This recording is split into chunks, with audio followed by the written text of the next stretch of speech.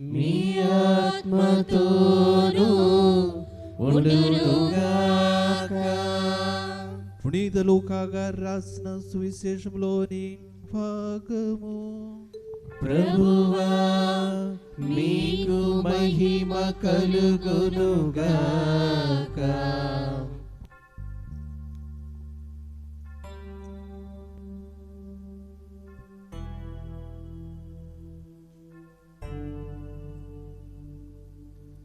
లూకా సువార్త 1వ అధ్యాయము వచనములు 34 నుంచి 38 వరకు. అంతటా మరియమ్మ, నేను పురుషుని ఎరుగను గదా, ఇది ఎట్లు జరుగును అని దూతను ప్రశ్నించెను.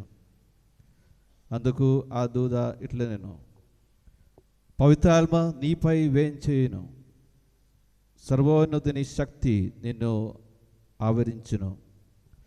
అందుచేత ఆ పవిత్ర శిశువు దేవుని కుమారుడు అని పిలువబడును. నీ చుట్టమగు ఎలిసిద్దమును చూడుము, ఆమెకు వయస్సు మళ్ళినది కదా. గొడ్రాలైన ఆమె గర్భము ధరించి ఇది 6వ మాసము. ఎలైనా దేవునికి అసాధ్యమైనది ఏదీను లేదు. అంతటా మరియమ్మ, ఇదిగో నేను ప్రభు దాసురాలను, నీ మాట చొప్పున నాకు జరుగునుగాక అనెను. అంతటా ఆ దూత వెళ్ళిపోయాను. ఇది క్రీస్తు సువిశేషము. క్రీస్తువా మీకు స్తుతి కలుగునుగాక.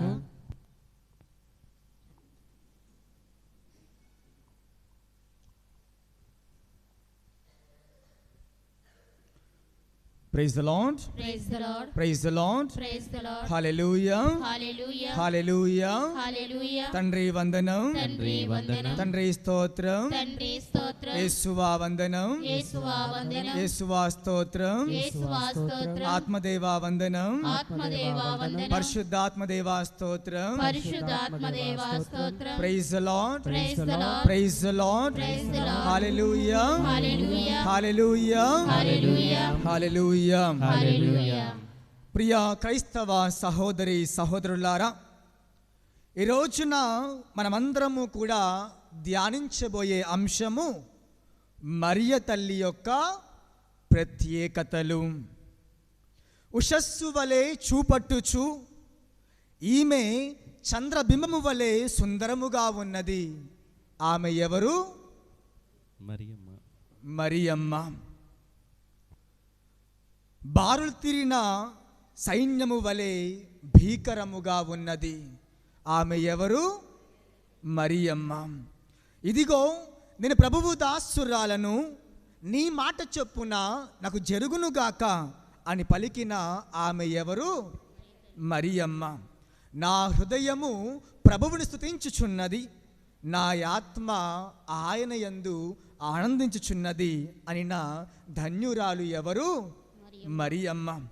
వారికి ద్రాక్షరసము లేదు, ఆ బాణలను నీటితో నింపుడు అనిన ఆ తల్లి ఎవరు?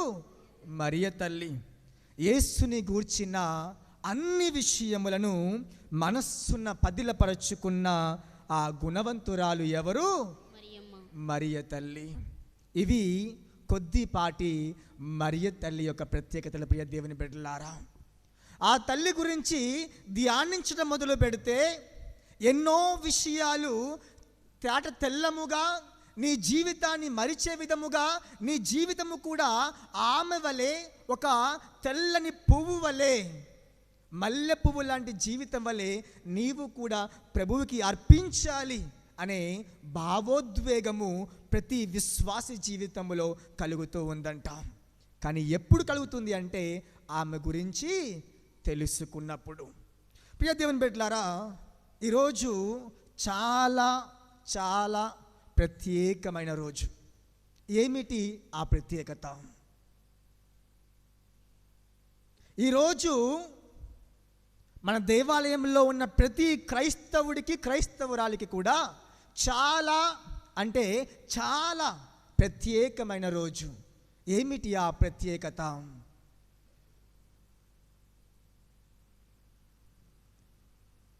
నవదిన ప్రార్థనల ఎన్నవ రోజు? 7వ రోజు. 7వ రోజు అంటే ఏడిసే రోజు కాదు.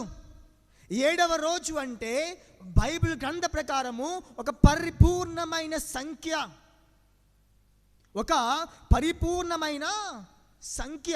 చూడండి, 7 స్వరాలు, 7 సముద్రాలు, 7 రోజులు, 7 రోజుల సృష్టి, 7 లోకాలు పైకి 7 లోకాలు కిందికి అనుకు నమ్ముతూ ఉంటాము. మరియు ప్రథమ క్రైస్తవ సంఘములో ఉన్న ఆ యొక్క అపోస్తలులు 7 డీకలను ఎన్నుకుంటూ ఉన్నారు సేవ చేయడానికి. అదేవిధముగా ఏలియా ప్రవక్త ఇజ్రాయెల్ దేశమంతా కూడా కరువున ఉంటూ ఉండగా ఆయన ఒక కొండ ప్రాంతములో 7 సార్లు ప్రార్థన చేశాడంట. అదేవిధముగా కుష్టి రోగముతో బాధపడుతున్న నామానుని ఆ ప్రవక్త 7 సార్లు ఏం చేయమంటున్నాడు? నీటిలో మునగమంటూ ఉన్నాడు. ప్రియ క్రైస్తవ సహోదరి సహోదరులారా, అబ్రహాముకి యెహోవా దేవుడు 7 సార్లు కనిపించాడంట. అంటే ఈ 7 అనే సంఖ్య ఒక పరిపూర్ణమైన సంఖ్య. మరి మనము కూడా 7వ రోజు నవదిన ప్రార్థనలో ఉన్నాము అంటే మరి నీవు నేను కూడా పరిపూర్ణము గావించుకొని స్వస్థతను చేకూర్చుకొని తెల్లముగా మన జీవితాలను మార్చుకొని ఇదిగో ప్రభువుకి మనము కూడా ఒక అర్పణ వలె మారే ప్రత్యేకమైన రోజు ఈ యొక్క 7వ రోజు.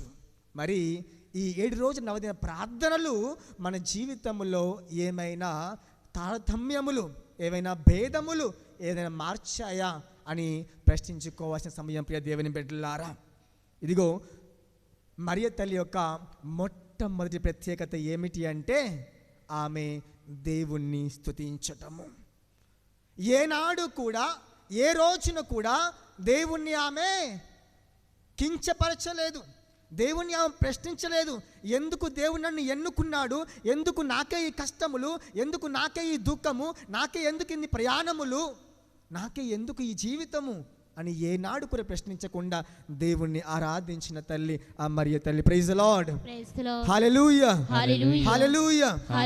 మనం కూడా ఒక్కసారి పైకి లేచి దేవుని స్తుతించిన పాట పాడుకుంటూ మరియ తల్లితో కలిసి ఆ యొక్క దేవుని స్తుతించుదాము, ఆరాధించుదాం. పైకి లేద్దాం, ఒకసారి పైకి లేచి చప్పట్లు కొట్టుకుంటూ మనందరికి వచ్చిన పాట దేవుని స్తుతించిన పాట పాడుకుంటూ ఆ యొక్క పరిశుద్ధాత్మ దేవుణ్ణి త్రిత్వక సర్వేశ్వరుని గణపరచుదాం, మరియ తల్లితో కలిసి స్తుతించుదాము.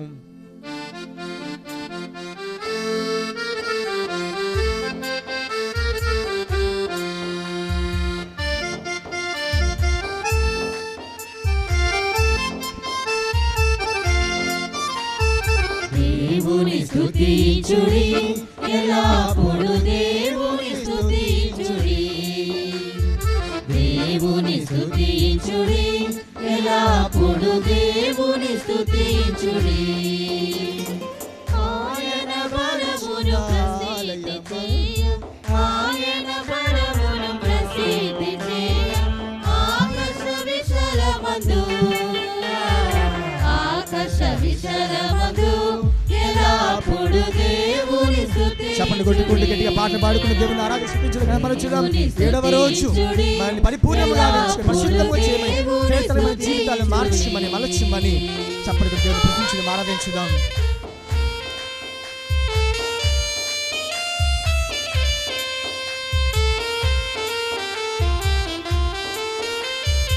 ఆయన పరక్రమ కార్యము బట్టి, ఆయన పరక్రమ కార్యము బట్టి, ఆయన ప్రభావములు, ఆయన ప్రభావములు ఎల్లప్పుడూ దేవుని స్తుతించుడి, దేవుని స్తుతించుడి, ఎల్లప్పుడూ దేవుని స్తుతించుడి.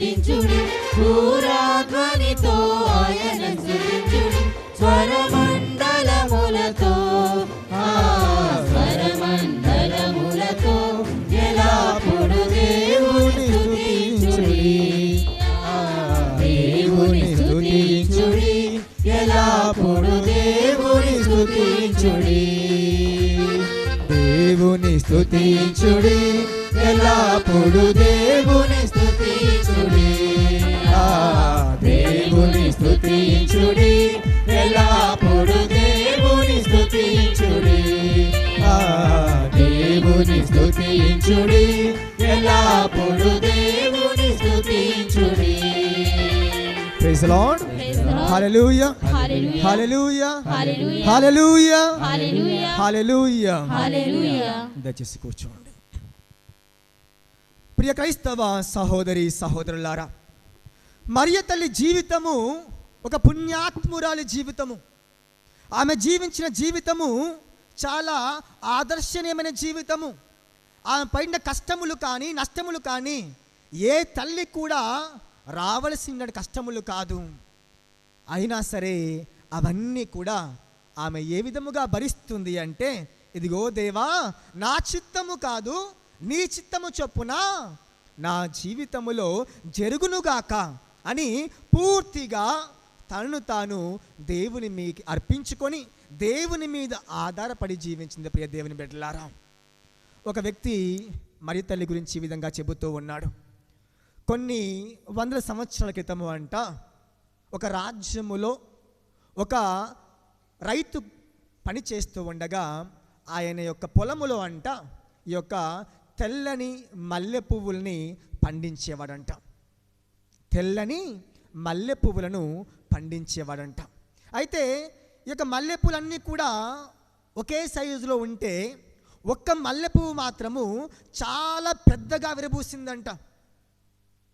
ఎప్పుడు ఎన్నడూ చూడని విచిత్రం ఏంటంటే, అన్నీ కూడా మామూలు సైజులో ఉండే ఈ మల్లె పువ్వులు కానీ ఒక్కటి మాత్రము ప్రత్యేకముగా చాలా పెద్దగా విరబూసి ఆకర్షణీయముగా మారిందంట.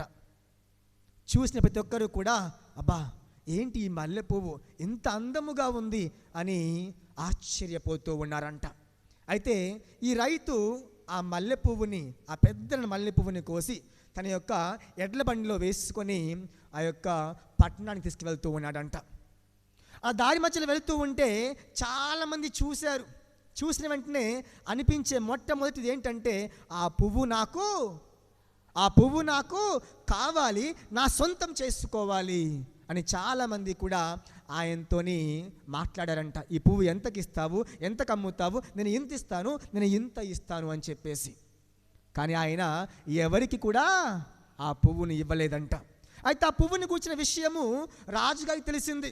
మరి రాజుగారు కూడా ఏంటి అంత ప్రత్యేకమైందా ఈ పువ్వు అని చెప్పేసి దాన్ని చూడడానికి వచ్చి ఆకర్షణులయ్యి ఆ యొక్క రైతుని పిలిచి, ఇదిగో నేను నీకు ఇంత బంగారాన్ని ఇస్తాను, నాకు నువ్వు ఆ పువ్వును ఇవ్వు అన్నప్పుడు అన్నాడంట, లేదు అని చెప్పేసి ఎవరికి కూడా ఆ పువ్వును ఇవ్వలేదంట.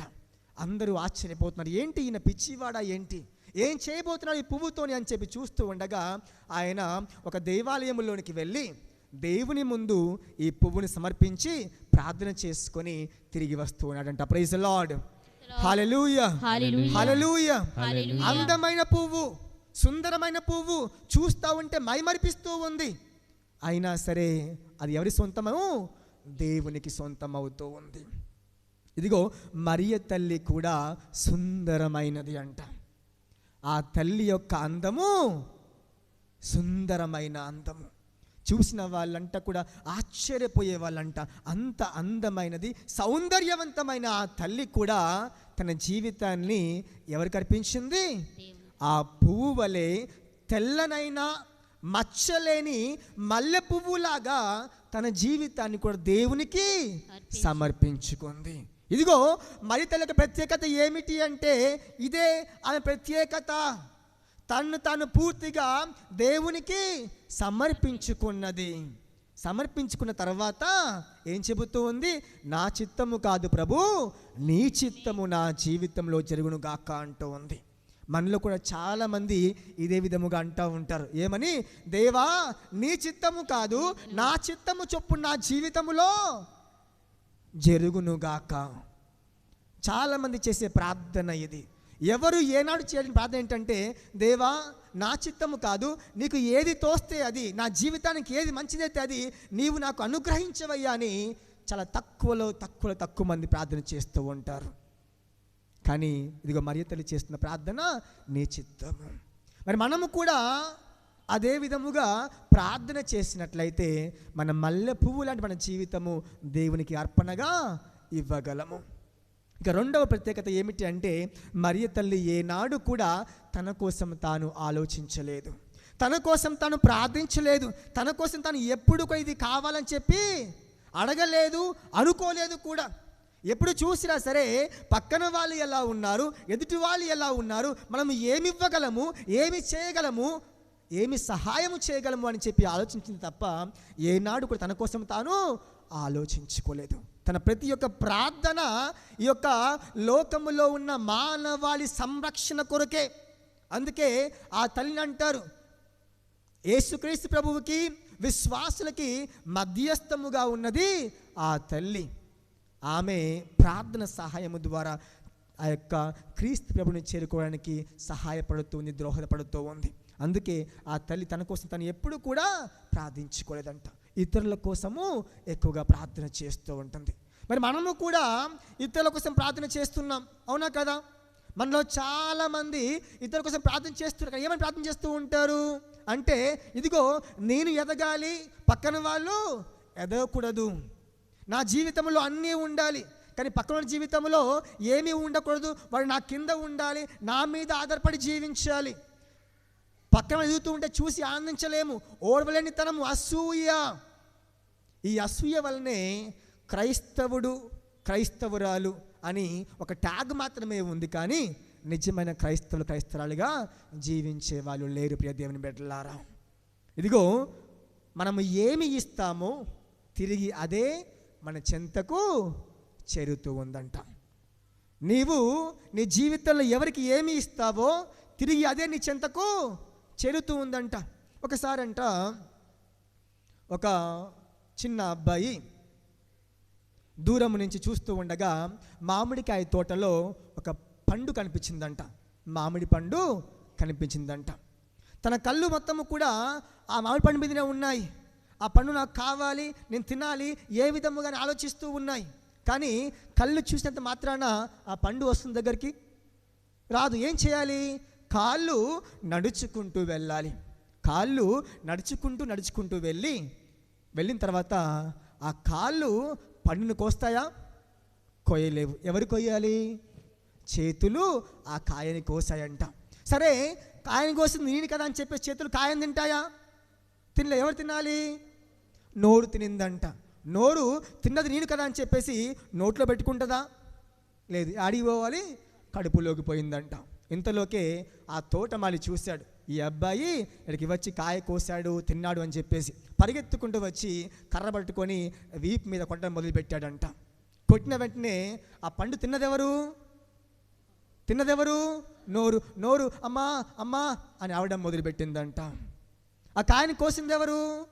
చేతులు. కొడుతా ఉన్నప్పుడు తట్టుకోలేక చేతులు వెనక్కి పెట్టి వీపు మీద రుద్దుకుంటున్నాడు, అమ్మా అమ్మా అనుకుంటా.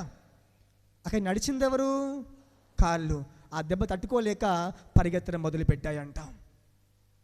ఆ దెబ్బలకి తట్టుకోలేక పరిగెత్తడం మొదలుపెట్టాయంట. చివరికి మొట్టమొదటిగా ఆ పండుని చూసింది ఎవరు? కాళ్ళు. ఆ నొప్పులకి కళ్ళు ఏవడము మొదలుపెట్టాయంట. చూసింది ఎవరు? చివరికి ఏడ్చింది ఎవరు? కళ్ళు. ప్రియ దేవుని బిడ్డ, ఇదే కర్మ సిద్ధాంతం అంటారు. దీనినే కర్మ సిద్ధాంతం అంటారు. నీ జీవితంలో నువ్వు ఏమి ఇస్తావో అదే తిరిగి చెంతకు చేరుతూ ఉంది. ఇదిగో మరియ తల్లి కూడా దేవునికి మాత్రమే తల్లి కాదు, ఈ లోకానికి తల్లిగా మారుతూ ఉంది, సర్వలోకానికి తల్లిగా మారుతూ ఉంది. ఆమె ఇచ్చిన ప్రేమ వలన దేవుడు ఇంకా అనుగ్రహముగా, ఆశీర్వాదకరముగా మారుస్తూ ఉన్నాడు. మరి నిన్ను కూడా అది ఉదాహరణగా తీసుకొని మన జీవితము కూడా ఆశీర్వాదకరముగా మార్చుకోవాలి. ఇతరుల జీవితంలో ఆశీర్వాదాన్ని ఇవ్వాలి. మరి మనం ఇస్తున్నాము అంటే, ఇస్తున్నామా? ఇవ్వట్లేమని ఈరోజు నేను ప్రశ్నించుకోవాలి. ప్రతి దేవుని బిడ్డలారా, నామమాత్రపు క్రైస్తవుల వల్ల ఉపయోగము లేదు. ఇదిగో నిజమైన క్రైస్తవుల వలె జీవించాలి అని ఈరోజున తల్లి మరియమ్మ జీవితము నీకు నాకు ఆదర్శనీయముగా ఉంటూ ఉంది. ఒక చిన్న అవకాశం దేవునికి ఇస్తే చాలు, దేవుడు గొప్ప కార్యములు చేస్తాడంట. మరియ తల్లి కూడా చిన్న అవకాశం దేవునికి ఇస్తుంది. ఇదిగో నా జీవితం సమర్పించుకుంది. ఆ రోజున ఆయనకి మాత్రమే తల్లి, కానీ ఈ రోజున ప్రపంచానికే తల్లిగా మారింది. ఎందుకంటే చిన్న అవకాశం దేవుడికి ఇచ్చేందుకు. చూడండి, జక్కయ్య ఎక్కడ ఉన్నాడు? చెట్టు మీద నుంచి యేసుప్రభుని చూస్తూ ఉన్నాడు. చిన్న ఆశ, చిన్న కోరిక, యేసుప్రభుని చూడాలి. ఎవరు ఆయన? గొప్పగా మాట్లాడుతున్న గురించి, అసలు ఏంటి ఆయన గురించి అని చెప్పేసి చిన్న ఆశతోని ఆ చెట్టు ఎక్కి పైనుంచి చూస్తూ ఉన్నాడంట. చిన్న ఆశ, ఎవరా ఆయన, ఎలా ఉంటాడు ఆయన చూద్దామని చెప్పేసి. కానీ ఆ చిన్న ఆశను గ్రహించిన యేసు ప్రభు ఏం చేస్తూ ఉన్నాడు? జక్కయ్య కిందికి దిగి రమ్ము అని ఆహ్వానిస్తూ ఉన్నాడు. దిగి వచ్చాడు, కిందికి దిగి వచ్చాడు. ఏ విధంగా దిగి వచ్చాడు? అప్పటిదాకా ఆస్తుల కోసము, పేరు కోసం, ప్రఖ్యాతి కోసం జీవించిన జక్కయ్య ఆ చెట్టు మీద కిందికి దిగి రావడం మాత్రమే కాదు, ఆ పైనున్న జీవితం నుంచి కిందికి దిగి వచ్చి, ప్రభువా ఇదిగో నా జీవితం నీకు అంకితము అని తన జీవితాన్ని పూర్తిగా మార్చుకుంటున్నాడు. ప్రైజ్ ది లార్డ్, హల్లెలూయా, హల్లెలూయా. మరి ఈరోజు నీవు కూడా ఒక చిన్న అవకాశం దేవుడికి ఇస్తూ ఉన్నావా? నీ జీవితాన్ని మలుచుకోవడానికి లేదు.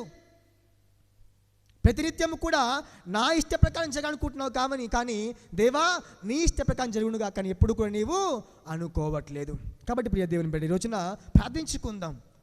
మరియ తల్లి వల్ల మనము కూడా దేవునికి చిన్న అవకాశం ఇచ్చి మన జీవితాన్ని ఫలప్రదముగా గావించుకునే విధముగా మార్చుకోవాలని ప్రార్థించుకుందాం. ఈ రోజున మీకు 3 వాక్యాలు చెప్పదలుచుకున్నాను.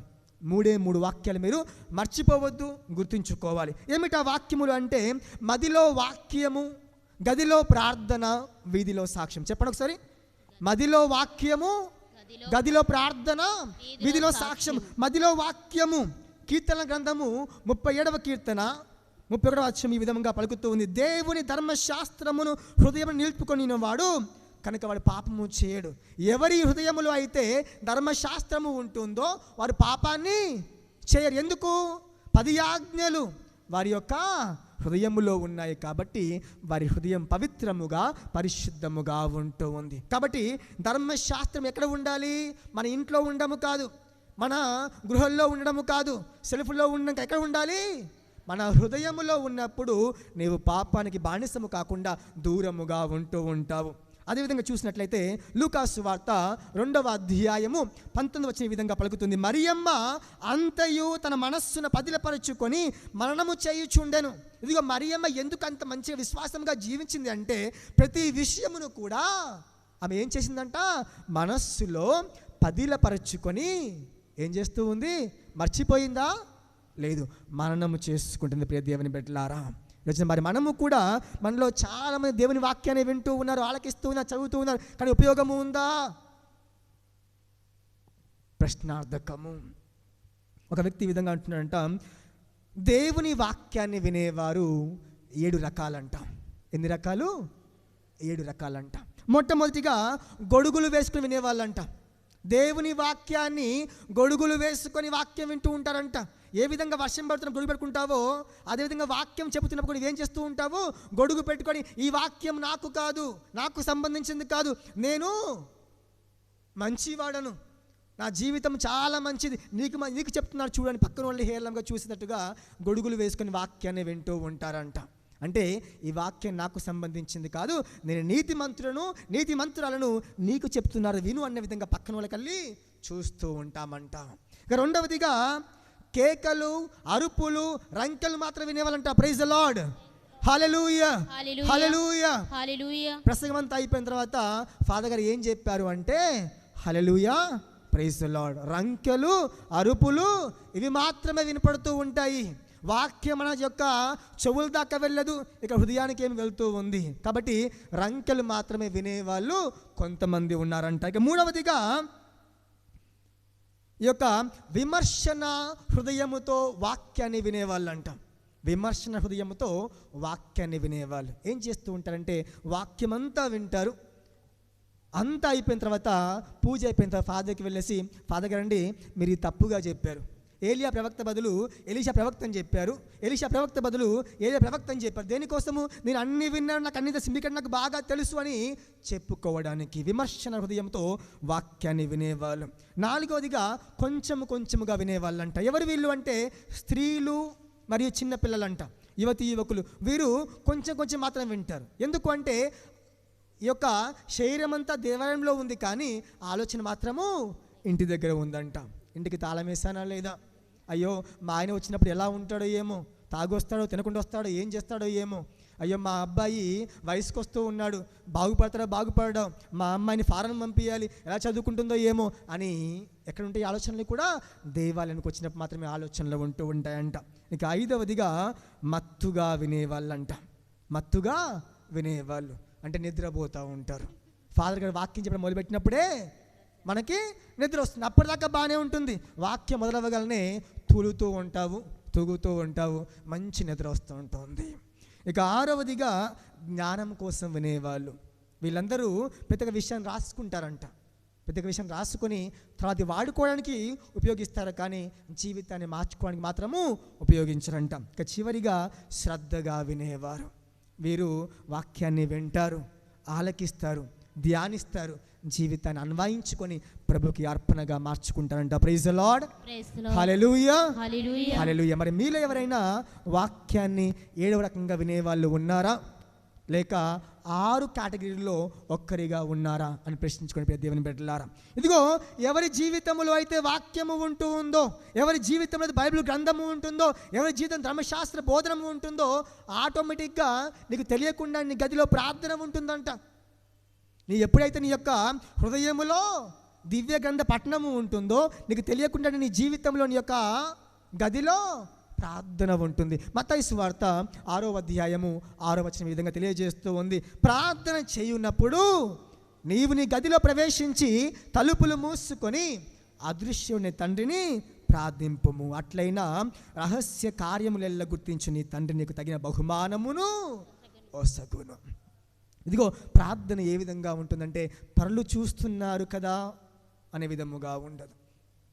ఎవరు చూసినా ఎవరు చూడకపోయినా నా ప్రార్థన జీవితము నా ప్రార్థన జీవితమే.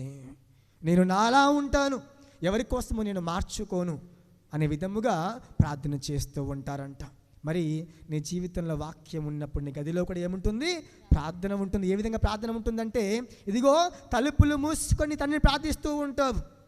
ప్రతినిత్యము కూడా ఉదయము లేవంగానే సాయంత్రం పడుకునే ముందు ప్రతినిత్యం నువ్వేం చేస్తూ ఉంటావంట? ప్రార్థన చేస్తూ ఉంటావు. ఇక మూడవదిగా, నువ్వు ఎప్పుడైతే ప్రార్థన చేస్తావో నీ ప్రార్థన జీవితాన్ని గ్రహించే ప్రతి వ్యక్తి కూడా నీ గురించి ఏం చేస్తూ ఉంటారు? మాట్లాడుతూ ఉంటారు. అంటే నీవు సాక్ష్యం ఇవ్వడము కాదు, 10 మంది నీ గురించి వీధుల్లో ఏం చేస్తూ ఉంటారంట? సాక్ష్యం ఇస్తూ ఉంటారంట. దేవుని బిడ్డలారా, అందుకే చూస్తూ ఉన్నాము 3వ యోహాను 1వ అధ్యాయము 3-4 వచనం చూసినట్లయితే, నీవు సత్యమున జీవించున్నట్లే నీ సత్ప్రవర్తన గూర్చి కూడా ఇచ్చట చేరిన కొందరు సోదరులు చెప్పగా నేను విని అమితముగా సంతోషించితిని అని ప్రభువే స్వయంగా పలుకుతూ ఉన్నారు. ప్రైజ్ ది లార్డ్, హల్లెలూయా. నీ గురించి విన్నప్పుడు ప్రభు ఏం చేస్తాడంట? ఆనందపడుతూ ఉంటాడు, మహానందపడుతూ ఉంటాడు. నీవు నీ గురించి సాక్ష్యం చెప్పుకోవడం కాదు, నేను ఇట్లా, నేను అట్లా, నేను 10,000 ఇచ్చాను, అది ఇచ్చాను, గుడికి సహాయం చేశాను చెప్పుకోవడం కాదు. ఎవరికి తెలియకుండా చేసే సహాయం గురించి దేవుడు మాట్లాడుతూ ఉంటాడు, దూతలు మాట్లాడుతూ ఉంటాయి. దేవుని బిడ్డలారా, ఆ విధముగా చేసే వాళ్ళ గురించి దేవుడు మహానందపడుతూ ఉన్నాడంట. కాబట్టి మనము చక్కగా ఉన్నప్పుడు, ప్రార్థనలో ఉన్నప్పుడు, పరిశుద్ధంగా జీవిస్తున్నప్పుడు బైబిల్ యొక్క హృదయంలో ఉన్నప్పుడు నీ గురించి పక్కన వాళ్ళు సాక్ష్యం ఇస్తూ ఉంటారు. మరి సాక్ష్యం ఇచ్చే విధంగా నీ జీవితాలు ఉన్నాయా? సాక్ష్యం ఇచ్చే విధంగా నీ జీవితాలు మారుతూ ఉన్నాయా అని ప్రశ్నించుకోవాలి. దేవుని బిడ్డలారా, చాలామంది మాట్లాడుకుంటూ ఉంటాం, దేని గురించి వ్యర్థమైన విషయం గురించి మాట్లాడుకుంటూ ఉంటాం, ఉపయోగమైన విషయాల గురించి ఎవరు కూడా మాట్లాడుకోరు. మరి ముఖ్యంగా ఏంటంటే, కన్న కూతురు ఎలా నాశనం చేయాలని కుంకుమ పువ్వు గురించి మాట్లాడుతూ ఉంటారు, కుంకుమ పువ్వు స్త్రీల గురించి మాట్లాడుతూ ఉంటారు. 10 మంది కలిశారు అంటే పరిశుద్ధమైన విషయం ఒక్కటి కూడా ఉండదు. దేని గురించి అంటే అనవసరమైన విషయాల గురించి మాట్లాడుతూ ఉంటాము. ఇంకేం మాట్లాడుతూ ఉంటామంటే, భర్త నుండి భార్యను ఏ విధముగా విడదీయాలి అని కార్తీక దీపం స్త్రీల గురించి మాట్లాడుతూ ఉంటారు. ఇంకేం మాట్లాడుతూ ఉంటారంటే తండ్రి నుండి కూతుర్ని ఎలా విడదీయాలని చెప్పేసి కోయిలమ్మ గురించి మాట్లాడుతూ ఉంటారు. ఈ విధంగా భార్య, లక్ష్మీ కళ్యాణం, అగ్ని సాక్షి రకరకాలుగా. అందుకే ఒక వ్యక్తి ఈ విధంగా అంటున్నాడు, దయచేసి మీ భార్యలను మీ ఇంట్లో ఉన్న స్త్రీలకు మా టీవీ సీరియల్స్ని అస్సలు చూపించద్దు అని. ప్రియ దేవుని బిడ్డలారా, ఈరోజు మనము కూడా అదే విధంగా జీవిస్తూ ఉన్నామా? ప్రతినిత్యము గుమికూడినప్పుడు మాట్లాడుకుంటున్నప్పుడు దేని గురించి మనం మాట్లాడుతూ ఉన్నాం? ఒక్క విషయము కూడా పనికొచ్చే విధముగా ఉందా? ఈ రోజున 3 వాక్యములు నీ మధ్యలో ఏముండాలి? వాక్యము ఉండాలి. నీ గదిలో ఏముండాలి? ప్రార్థన. నీ జీవితంలో సాక్ష్యము ఉండాలి. మరి ఈ విధంగా ఈ 3 నీ జీవితంలో ఉన్నాయా? ఇది మరి తల్లి జీవితంలో ఈ 3 కూడా ఉన్నాయి.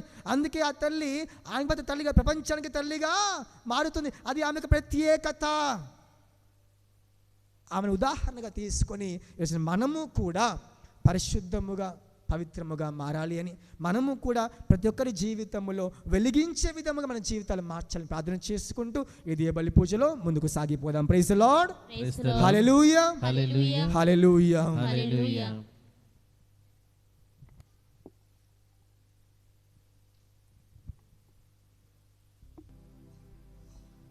క్రీస్తు ద్వారా, క్రీస్తుతో, క్రీస్తునందు సర్వశక్తి గల పితయైన సర్వేశ్వర పవిత్రాత్మతో ఏకమయుండు మీకు యుగ యుగములు గౌరవ మహిమ